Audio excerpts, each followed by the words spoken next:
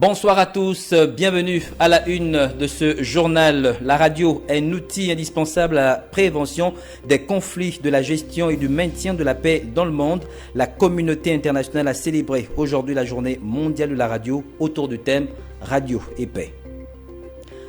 Politique, parvenir à des élections générales transparentes et apaisées au Gabon, c'est le principal enjeu de la concertation politique nationale. La cérémonie d'ouverture a eu lieu au Palais Rénovation. Les travaux étaient dirigés par le président Ali Bongo Ondimba. Les précisions d'Estelle Amban dans ce journal. Actualité internationale, enfin, Sidel Animal nous amènera au Burkina Faso où un attentat djihadiste dans le pays a fait environ 40 morts. Nous débutons cette édition d'information avec la célébration ce 13 février de la journée mondiale de la radio sous le thème Radio et paix. Les professionnels de cet outil de communication se sont exprimés sur le rôle et mission de la radio en période de conflit. Jessica Ondjoa nous en dit plus. Radio et paix comme thème a retenu l'attention de l'UNESCO à travers la journée internationale de la radio, dont le but est de mettre en relief les missions dans la construction et la consolidation de la paix. C'est aussi l'occasion d'évoquer toutes les œuvres de prévention des conflits, de la gestion et de maintien de la quiétude au sein d'une nation et bien plus des communautés. Et c'est grâce à nous que le monde écoute la radio, la population. On passe des jours et des nuits à faire des programmations, à donner l'envie à ces gens d'écouter la radio et d'écouter ces voix qui animent la radio. La radio et la paix, vraiment c'est un thème très important parce que on sait que dans les années passées, la radio dans un pays de la place a été le fléau d'un conflit qui a vraiment divisé un pays.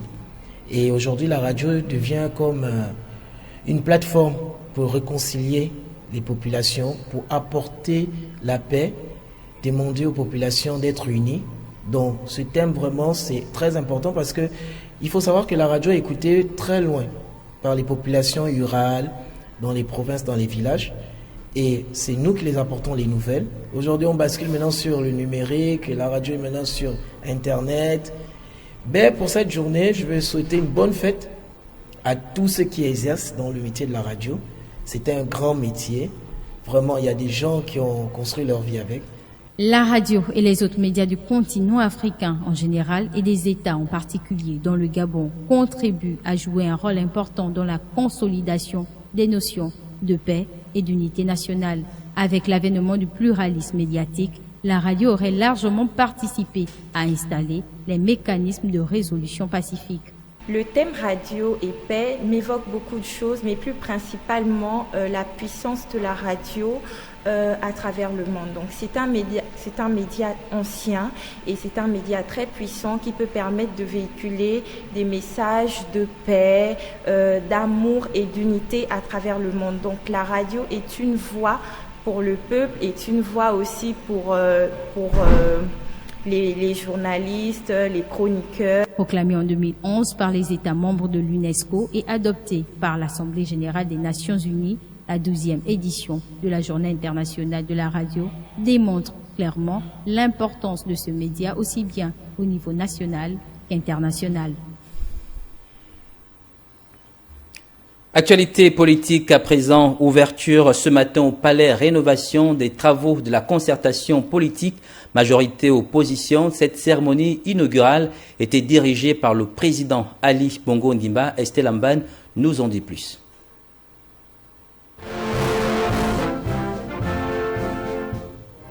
C'est en tant que garant de la stabilité du pays que le président de la République Ali Bongo Ondimba a fixé le cap des travaux de la concertation politique ce 13 février. Objectif, définir les bases de la préparation des scrutins à venir, à savoir la présidentielle, les législatives et les locales. En raison des délais constitutionnels prévus pour l'organisation des élections, je vous invite à focaliser vos échanges sur des questions exclusivement électorales. Pour cela, vous aurez un délai de 10 jours afin de permettre au gouvernement et au Parlement de traduire en loi, dans les délais impartis, les recommandations issues de vos travaux. En prenant part à ces assises, la classe politique dans son ensemble a des attentes précises. Pour sa part, le chef de l'État a proposé l'harmonisation de tout mandat électif. À l'orée de cette concertation, ma volonté est de faire évoluer cette démocratie. Aussi conviendra-t-il notamment d'harmoniser la durée des mandats politiques. Ainsi, le président de la République, le député, le sénateur, l'élu local auront tous désormais un mandat de 5 ans. Dans cette harmonisation et ce choix du quinquennat, notre pays gagnera en efficacité politique et apportera une touche de modernité dans son espace démocratique. Pour la suite des travaux, chaque camp politique, majorité opposition, sera représenté par 30 délégués, soit un total de 60 participants. Le but recherché par Ali Bongo Ondimba est d'améliorer le processus électoral national, renforcer la démocratie et parvenir à des élections apaisées.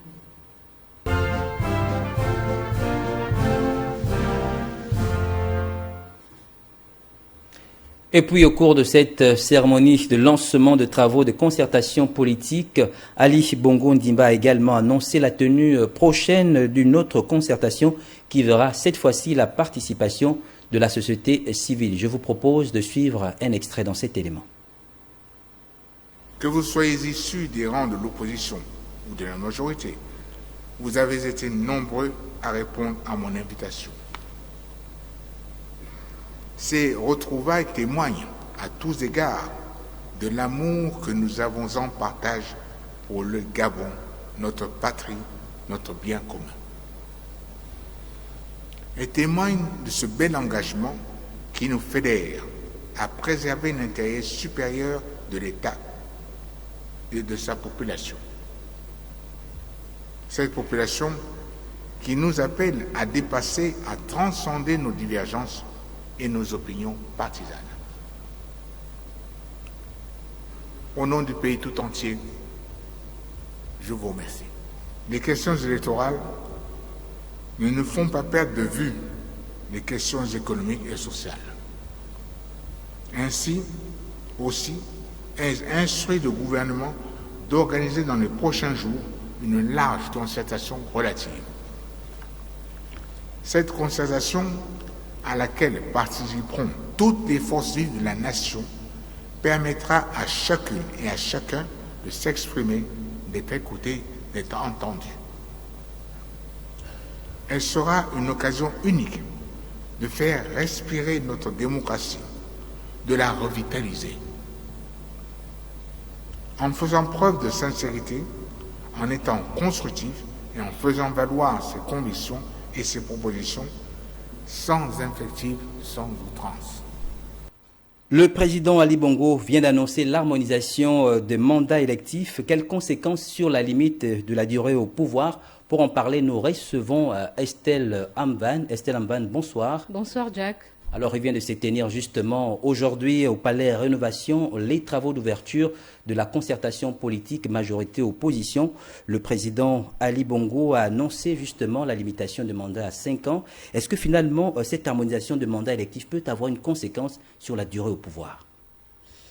Alors, on va retenir que pour l'instant, cela reste une proposition du président de la République dès l'ouverture de cette concertation. Est-ce qu'il y aura une conséquence sur la limitation des mandats? Bien, la réponse, elle est claire, hein, non. Il n'y aura pas de conséquence sur la limitation des mandats parce que qui dit harmonisation des mandatures, donc 5 ans pour le président de la République, 5 ans pour les députés, 5 ans pour les sénateurs et tous les autres élus locaux, ne dit nécessairement pas limitation de leur mandat.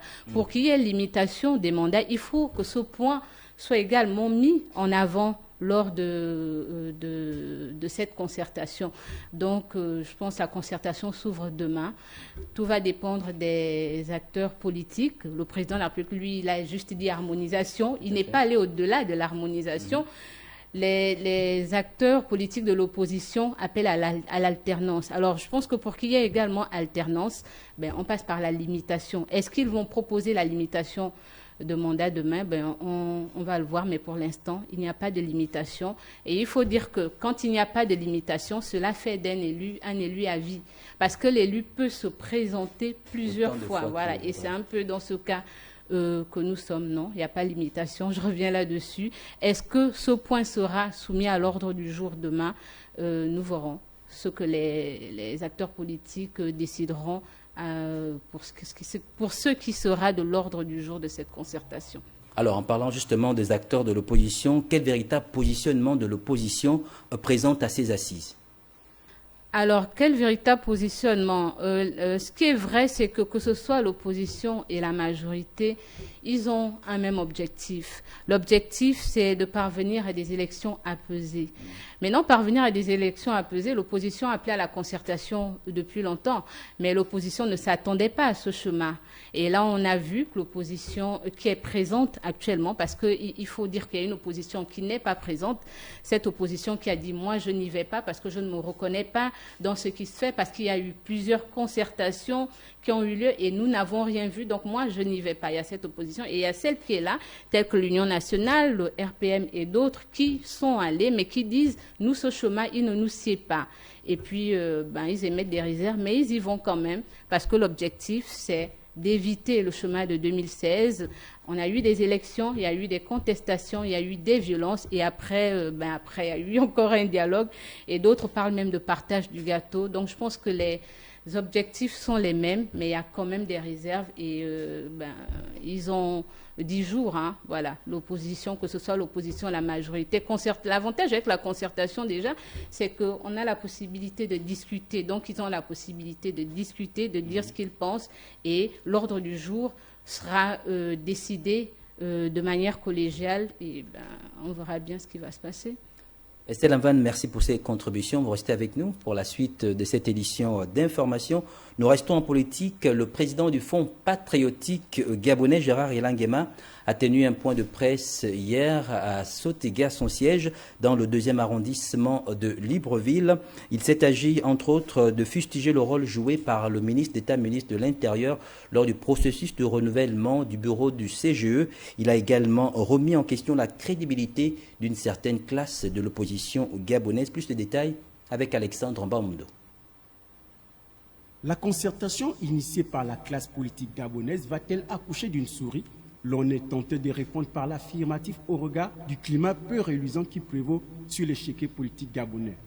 Une incertitude qui vient d'être amplifiée par Gérard Elangema Mitoro, président du Fonds patriotique gabonais, qui fustige les ajustements du ministre de l'Intérieur. Je prends la parole pour attirer une fois encore l'attention des Gabonais sur l'attitude du ministre de l'Intérieur, Lambert Noël Mata, l'architecte de la fraude électorale qui se déploie avec la dernière énergie à diviser les Gabonais et à créer les conditions d'un climat d'instabilité dans notre pays. Parce que le ministre Noël Lambert Mata est bien conscient que ce sont les fraudes électorales qui ont été à l'origine des nombreuses crises post-électorales et de la déstabilisation de nombreux pays à travers le monde. Le président Gérard Elangema a profité de l'occasion pour remettre en question la crédibilité d'une certaine opposition. L'APJ 41, c'est un groupement de partis politiques composé de partis politiques n'ayant pour la plupart aucun élu à l'Assemblée nationale, au Sénat et dans aucun conseil municipal ou départemental. Pour la grande majorité de ces partis, ils ne possèdent non plus des sièges dans lesquels ils peuvent organiser des réunions. Ils n'ont comme militants les seuls membres des bureaux directeurs. Pour l'APJ 41, le président c'est M. Ly Gaston Maïla. Le parcours politique et la moralité de ce monsieur est connu de tous les Gabonais. On le considère comme le plus grand roublard politique. Aussi était-il question pour l'homme qui se dit de la troisième voie d'inviter la Cour constitutionnelle à prendre ses responsabilités quant aux futures échéances politiques. Mesdames et messieurs de la Cour, vous êtes coupables. Vous êtes coupables. Moi, je vous le dis, vous ne pouvez pas être innocent comme vous voulez le faire croire. Ce n'est pas les campagnes de sensibilisation qui vont laver nos cerveaux. Face à la suspicion qui prévaut au sein de la classe politique gabonaise, le clergé ne doit-il pas peser de tout son poids pour emmener les uns et les autres à prioriser l'intérêt suprême de la nation? La question reste de mise. Toujours en politique, Éloi Zondo a fait sa rentrée politique le week-end écoulé à son fief électoral, 6 à la baie de Cochon, dans le 3e arrondissement de la commune de Libreville. Ce dernier a communié avec sa base, une rentrée politique qui a été rehaussée par la présence du Premier ministre Alain-Claude Bilibinze. Chimène Indon était sur le lieu pour le compte de TV+. Le troisième secrétaire général adjoint du Parti démocratique gabonais a marqué son retour sur la scène politique le week-end écoulé après plusieurs années d'absence. Un retour qui reste marqué par la dédicace de sa permanence politique qui s'est faite en présence des hiérarques du parti au pouvoir et une figure emblématique du PDG. Dans les Saintes Écritures ne nous recommande pas autre chose lorsque dans 1 Corinthiens 13, la parole de Dieu nous invite à nous aimer, sans hypocrisie, sans jalousie, sans fausse note, mais plutôt à être plein de bonté. Plein de bonté. D'où le slogan de notre 12e congrès ordinaire de notre grand parti Renaissance pour un PDG uni et solidaire. Éloi Zondo a réitéré sa fidélité au parti en martelant sa volonté de continuer d'œuvrer pour le bien-être de ses concitoyens. Pour rendre un peu ce que cet arrondissement nous a donné de vivre, nous nous engageons à écrire ensemble un nouveau chapitre de notre histoire commune. Et cela conforme aux recommandations de notre dernier congrès, le congrès de la Renaissance pour un PDG uni et solidaire. Prenant la parole à son tour, le Premier ministre, membre du parti, est, comme partout où il est passé, revenu sur le sens du triptyque du PDG. Ce pays nous appartient. Et pour le bâtir, il y a 3 piliers. Le patriotisme. Vous ne pouvez pas construire un pays si vous ne l'aimez pas. La deuxième chose, le pragmatisme. On fait avec ce qu'on a. On ne fait pas avec ce qu'on voudrait avoir. La troisième chose, la proximité. Éloi Zondo est ce qu'il est, mais n'oublie pas d'où il vient. Il est proche des siens. Il est proche des gens. La proximité. Le troisième secrétaire général adjoint du PDG a mis les petits plats dans des grands pour marquer d'une forte empreinte son retour dans l'arène de cette période préélectorale.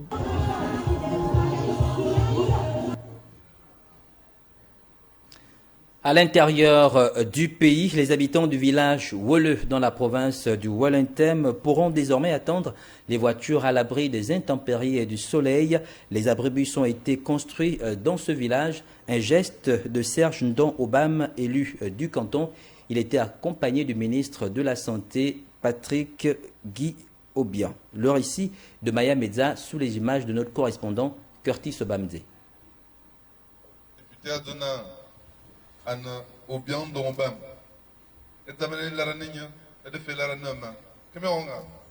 À cœur ouvert, il a tenu à dire merci au ministre de la Santé et fils de la localité pour son soutien et sa détermination à conjuguer le partage au pluriel.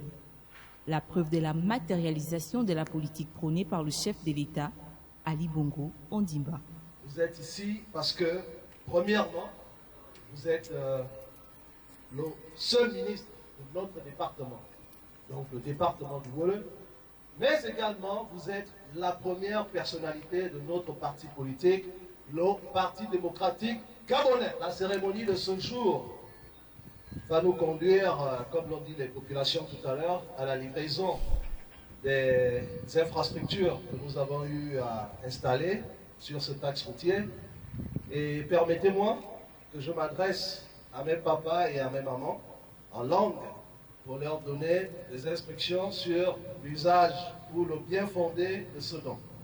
Cet énième acte à l'endroit des populations est le fruit de la politique de partage.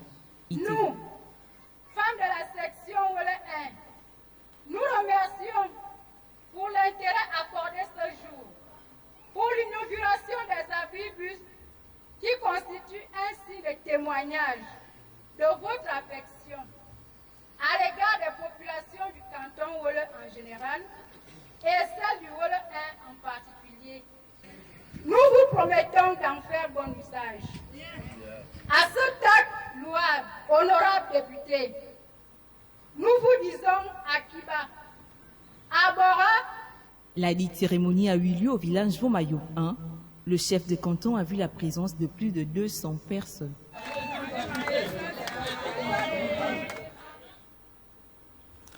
L'actualité hors de nos frontières, à présent, après 2 ans d'interdiction de rassemblement, l'opposition togolaise multiplie les meetings.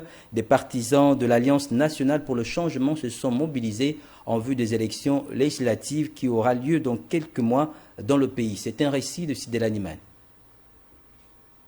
Ils avaient dû s'armer de patience. Le parti d'opposition Alliance nationale pour le changement a organisé le 2e meeting de l'opposition dans la capitale Lomé, après 2 ans d'interdiction. Ce rassemblement visait à mobiliser les militants de ce parti, l'un des plus influents du pays, pour les élections législatives et régionales prévues cette année. Les rassemblements de l'opposition sont rares, ces manifestations étant souvent interdites depuis mars 2020, après la découverte du premier cas de Covid-19 dans le pays. Le rassemblement de l'ANC était l'occasion d'inciter ces centaines de militants à aller voter massivement. Un meeting de mobilisation.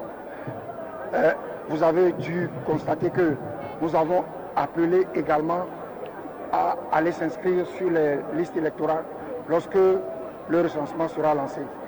C'est très important parce que nous avons appelé avant à ne pas aller s'inscrire. Beaucoup de nos électeurs ne sont pas inscrits. Donc il faut qu'ils aillent s'inscrire. Aucune date n'a encore été annoncée pour la tenue de ces élections, mais elles se tiendront cette année, avait affirmé le président togolais Faure Gnassingbé le 31 décembre dernier. Les principaux partis de l'opposition avaient boycotté les élections législatives de décembre 2018, dénonçant des irrégularités dans leur préparation. D'autres irrégularités relevées le 1er février dans un rapport de la Cour des comptes créent la polémique dans le pays. Il s'agit de la gestion du fonds destiné à combattre l'épidémie de coronavirus. Parmi les anomalies dans ce rapport, une dépense de 13 millions d'euros passée pour l'achat de 31 500 tonnes de riz par le ministère du Commerce, sans aucune trace de commande. L'opposition appelle le président à agir, voyant dans ce rapport la preuve d'un détournement de fonds publics. Le gouvernement a rejeté les allégations de malversation, affirmant que les dépenses sont conformes, régulières et sincères. Le président Faure Gnassingbé est arrivé au pouvoir en 2005, après le décès de son père, le général Gnassingbé Eyadema. Il a été réélu lors de scrutins qui ont tous été contestés par l'opposition. Cap à présent, Burkina Faso, une quarantaine de personnes tuées en une semaine dans le pays, dans une attaque visant civils et militaires. Un nouvel épisode sanglant de ce pays confronté à la multiplication de violences djihadistes depuis plusieurs mois. Sidela Niman nous en dit plus. Les raids meurtriers attribués à des djihadistes se multiplient ces dernières semaines au Burkina Faso, avec plus de 40 personnes tuées en seulement une semaine. Depuis le début de l'année, plus de 150 personnes sont mortes dans ces raids, essentiellement perpétrés dans la moitié nord du pays. La dernière en date a visé dans la nuit de jeudi à vendredi un village au nord, près de la frontière malienne. Selon des habitants, 12 à 13 civils ont été tués par des hommes armés arrivés dans le village à moto. Il est devenu l'épicentre des violences djihadistes au Sahel. Le Burkina Faso n'est pas le seul pays confronté à des attaques de groupes liés à Al-Qaïda ou l'État islamique. Le Mali et le Niger voisins sont également frappés. Vendredi, au moins 10 soldats sont morts lors d'une embuscade dans l'ouest nigérien, à la frontière avec le Mali. Au Burkina Faso, les violences ont fait depuis 2015 des milliers de morts, civils et militaires, et quelques 2 millions de déplacés. On estime que 40% du territoire est hors du contrôle des autorités. Face à cette violence, la junte dirigée par le capitaine Ibrahim Traoré au pouvoir depuis fin septembre revendique sa volonté de retrouver sa souveraineté. Elle a demandé aux forces spéciales françaises basées à Ouagadougou de quitter le pays et des dizaines de milliers de volontaires pour la défense de la patrie ont été recrutés pour défendre le territoire. Soucieux de diversifier ses partenariats dans cette lutte, le Burkina s'est notamment rapproché du Mali, gouverné également par des militaires. Bref, à présent, dans le village de Kpo-Kaandro, au centre de la Côte d'Ivoire, une maladie mystérieuse sévit depuis déjà quelques semaines. Le nombre de victimes majoritairement constituées d'enfants se lève à 21 personnes selon les habitants et 16 selon les autorités sanitaires. D'après le ministre de la Santé, la crise désormais sous contrôle serait due à un produit concocté par un féticheur. Sport, à présent, le championnat de basket section minime de la Ligue de l'Estuaire se jouait le week-end écoulé au complexe sportif de Sogatra. Préparer l'élite de basketball au Gabon passe désormais pour une formation rigoureuse de ces jeunes passionnés de cette discipline sportive. Herman Malaga Moussavou pour les détails.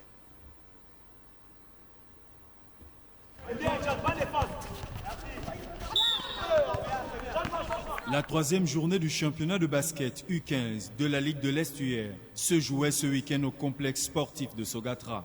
Le vice-président de cette ligue, Yannick Olimbo Diouf, en charge des compétitions et de la planification, apprécie le niveau des jeunes basketteurs. Il y a clairement du potentiel, Ces jeunes ont du talent et ne demandent qu'à être encadrés. Et c'est la raison pour laquelle nous nous sommes battus et nous nous battons jusqu'à présent pour pouvoir leur offrir un cadre de jeu et d'épanouissement. Et les clubs également jouent un rôle très important. Il faut noter qu'on fait partie quand même des rares ligues à avoir des catégories minimes. En dessous de la catégorie minime, on a une catégorie en Benjamin. Donc on est vraiment dans une dynamique où on veut repartir à la base, la formation, étoffer la base pour permettre à ces jeunes-là de commencer la pratique du basketball le plus tôt possible pour arriver à maturité et nous offrir un spectacle de qualité lorsqu'ils seront en senior. Comme on a pu le constater dans les années 2000 avec effectivement Fabrice Nollet, Lassem Stéphane et Marius Asumuka. La problématique de l'accompagnement de la Ligue a également été évoquée. On se bat pour trouver des partenaires. On en a déjà quelques-uns qui nous suivent, c'est pas suffisant. On continue d'en chercher. D'ailleurs, cette semaine, on a fait un peu le tour de quelques opérateurs économiques de la place. Nous avons présenté notre projet. Il faut savoir que la Ligue de basketball de l'Estuaire, c'est 28 matchs de basketball qui sont joués chaque semaine entre vendredi et dimanche. 28 matchs de basketball qui rassemblent plus de 650 personnes par semaine. Donc c'est 650 personnes, 650 jeunes en majorité que l'on tient loin de l'oisiveté durant ces week-ends-là. Nous, ce qu'on demande derrière, c'est juste à être aidés, que les opérateurs économiques, que les entités, les institutions nous aident à les accompagner, à faire en sorte que ces jeunes s'épanouissent. Sur le plan technique, il y a encore beaucoup de choses à améliorer. Bon, en ce moment, je tiens à rappeler que ce sont les cadets. Et donc les cadets, c'est un groupe en formation. Donc on a encore beaucoup de déchets, mais bon, on essaie d'améliorer au fur et à mesure que les enfants jouent. Entraînement, match, on essaie d'améliorer et gommer un peu toutes les coquilles que nous rencontrons. L'un des jeunes athlètes revient sur l'un des obstacles à braver afin d'être plus ou moins performant sur le parquet. Pendant les matchs, souvent c'est vraiment stressant, mais il faut chasser la peur et pour bien jouer. Mais sinon, au début, quand tu es nouveau, c'est d'abord stressant. Mais après, ça passe quand tu es sur le terrain. L'objectif visé par la Ligue de basket de l'Estuaire est d'accompagner ces jeunes dans leur formation, dans l'optique de produire des élites du basket gabonais.